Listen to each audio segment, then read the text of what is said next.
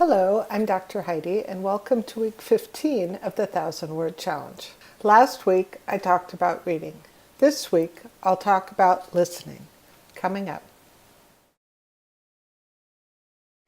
Listen up. Have you ever heard that verb phrase, listen up?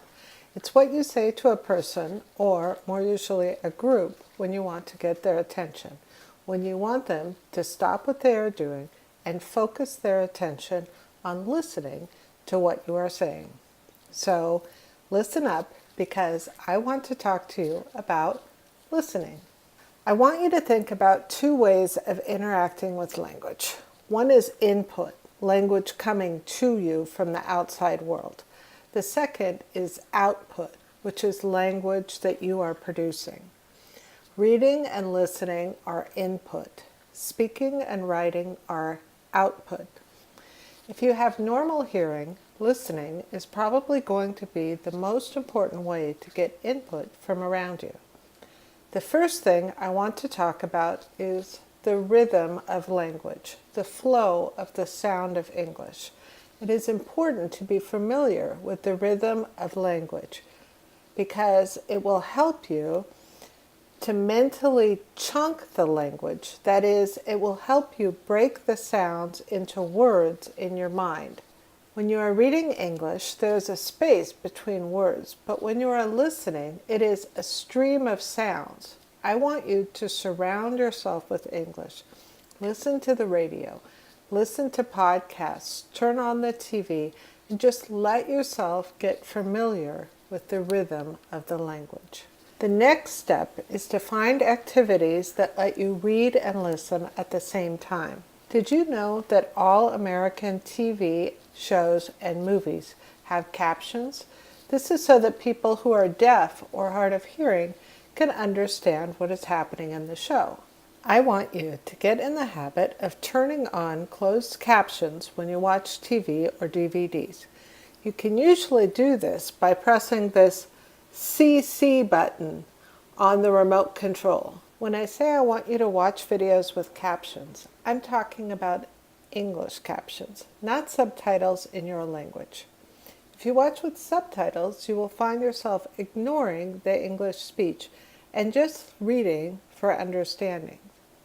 But if you read the English captions while you are listening to the English speech, it will help you with that chunking skill, hearing the individual words in a stream of speech.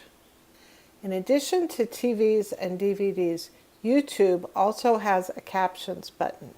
However, often those captions are generated automatically by computer and they are not always accurate. Did you know that you need a smaller vocabulary size to listen compared to reading? This is a big advantage, especially if you are at the beginning of your language studies. Also, if you are watching something like a TV show or a movie, it's very good for language learning because even if you don't know all the words they are saying, you can see what is happening, so you will still understand it. There are many resources on the internet to help you improve your listening skills.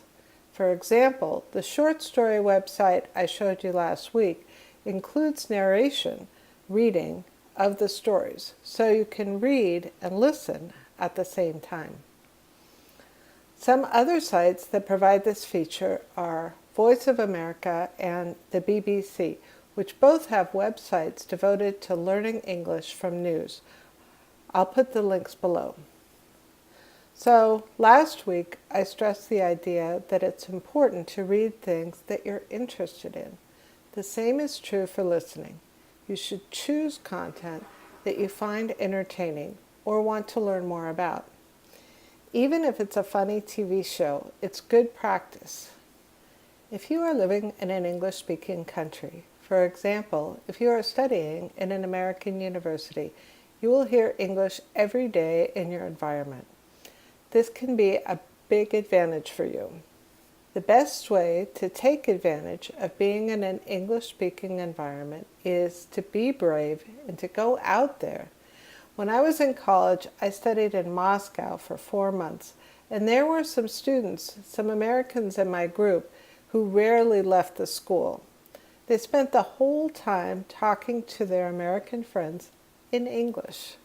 Make an effort to explore your neighborhood. Making friends and talking to people will give you lots of opportunities to listen to native speakers. You might not understand everything they say, so here are some phrases, if you need them, to get them to repeat what they are saying. Pardon me? Excuse me? Could you repeat that, please? I'm sorry, I don't understand what means. What does mean? Bring a dictionary with you so you can look up words you don't know. Sometimes the person will help you find the word in the dictionary. The other thing you can do is to look up vocabulary before you go somewhere. For example, if you are going to a museum, look up words related to art. Then go with a tour group or listen to the audio tour that they have sometimes. Listening is a great way to improve your English. It will also give you a chance to focus on pronunciation. Finally, if you listen to people talking in TV shows or real life, you will learn how to speak more colloquially, that is, not formal academic language. For example, many English speakers will say, I'm gonna do something, rather than I'm going to do something, which is probably how you learned it in class. Coming up, this week's words. Group, a number of people or things that are together or in the same place. Input, something such as power or energy that is put into a machine or system. Advantage, something such as a good position or condition that helps to make someone or something better or more likely to succeed than others. Output, something such as power, energy, or information that is produced by a machine or system. Movie, a recording of moving images that tells a story and that people watch on a screen or television. Museum, a building in which interesting and valuable things, such as paintings and sculptures, or scientific or historical objects, are collected and shown to the public. Flow, to move in a steady and continuous way. Focus, a subject that is being discussed or studied, the subject on which people's attention is focused. Phrase, a group of two or more words that express a single idea but do not usually form a complete sentence. Caption, a sentence or group of words that is written on or next to a picture to explain what is being shown. Rhythm, a regular repeated pattern of sounds or movements. Familiar, used to say that something is easy for you to recognize because you have seen, heard, or experienced it many times in the past. Activity, something that is done as work or for a particular purpose. News, information that is reported in a newspaper, magazine, television news program, etc. Listen, to pay attention to someone or something in order to hear what is being said, sung, played, etc. Deaf, not being able to hear. Accurate, able to produce results that are correct, not making mistakes. Improve, to become better. Sound, something that is heard. Art, works created by artists, paintings, sculptures, etc., that are created to be beautiful or to express important ideas or feelings. Well, I hope you learned a little bit about the importance of listening to language learning, and I hope you got inspired to do some more listening in your language studies. And again, I'll put the links to the website resources below. And another good place to listen is this video series, because every week I speak to you in native English and I include captions and highlight the vocabulary words that I want you to study.